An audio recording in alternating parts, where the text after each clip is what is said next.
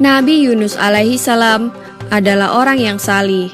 Sejak sebelum diangkat menjadi nabi dan rasul, beliau memang seorang ahli ibadah yang tekun. Ia telah mengajak kaumnya menyembah Allah dan meninggalkan penyembahan terhadap berhala, melarang kemaksiatan dan kedurhakaan. Namun di antara sekian banyak kaumnya itu, hanya 2 orang yang mau mengikutinya. Mereka adalah Rubil dan Tanuh. Rubil adalah seorang yang alim dan bijaksana, sedangkan Tanuh seorang yang tekun dan sederhana. Nabi Yunus alaihi salam mengatakan kepada kaumnya, jika dalam waktu 40 hari mereka tidak mau bertaubat, maka akan diturunkan azab oleh Allah Subhanahu wa Ta'ala. Namun ternyata kaumnya tidak ada yang mau memperhatikan peringatan Nabi Yunus dan malah berani menunggu datangnya azab itu. Nabi Yunus pun putus asa atas perilaku kaumnya. Ia pun akhirnya pergi meninggalkan kaumnya dan tempat tinggalnya. Setelah lewat 40 hari, tiba-tiba muncullah awan gelap di pagi hari. Dan di siang harinya, mereka melihat cahaya merah, seperti api hendak turun dari langit. Kaum Nabi Yunus pun pada akhirnya ketakutan dan berbondong-bondong mencari Nabi Yunus, namun tidak ditemuinya. Lalu mereka bertaubat dan menjalankan ajaran Nabi Yunus, dan azab Allah Subhanahu wa Ta'ala tidak jadi diturunkan. Nabi Yunus alaihi salam tidak tahu harus pergi kemana.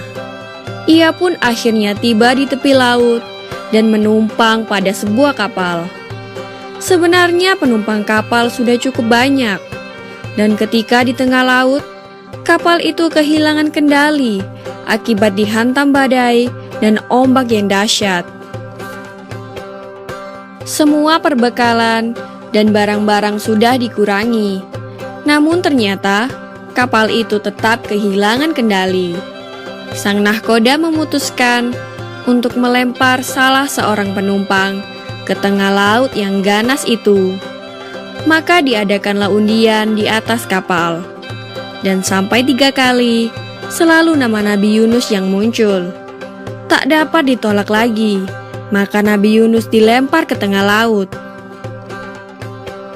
Allah Subhanahu wa Ta'ala tidak menghendaki Rasulnya binasa. Seekor ikan paus besar diperintahkan untuk menelan hidup-hidup Nabi Yunus. Di dalam perut ikan paus itulah Nabi Yunus menyadari akan kesalahannya yang telah meninggalkan kaumnya. Ia berdoa kepada Allah dan bertobat kepadanya. Ya Allah, tiada Tuhan selain Engkau, Maha Suci Engkau. Sesungguhnya aku telah menganiaya diriku sendiri, dan aku termasuk golongan orang yang zalim. Doa Nabi Yunus di dalam perut ikan paus. Atas kesungguhannya dalam berdoa dan bertaubat, maka dengan rahmat Allah Subhanahu wa Ta'ala, Nabi Yunus dikeluarkan dari perut ikan paus. Ia pun terdampar di tepi pantai dalam keadaan yang sakit dan lemah. Setelah Allah mengembalikan kekuatan dan kesehatannya, ia segera kembali ke kaumnya.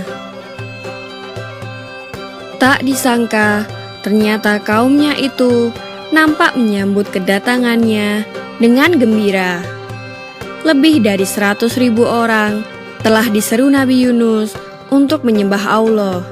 Dan karena kaumnya taat dan bersedia diajak beribadah kepada Allah, maka Allah pun memberikan kelapangan, kemakmuran, dan ketentraman hidup untuk Nabi Yunus alaihi salam dan kaumnya. Demikian kisah Nabi Yunus yang ditelan ikan paus.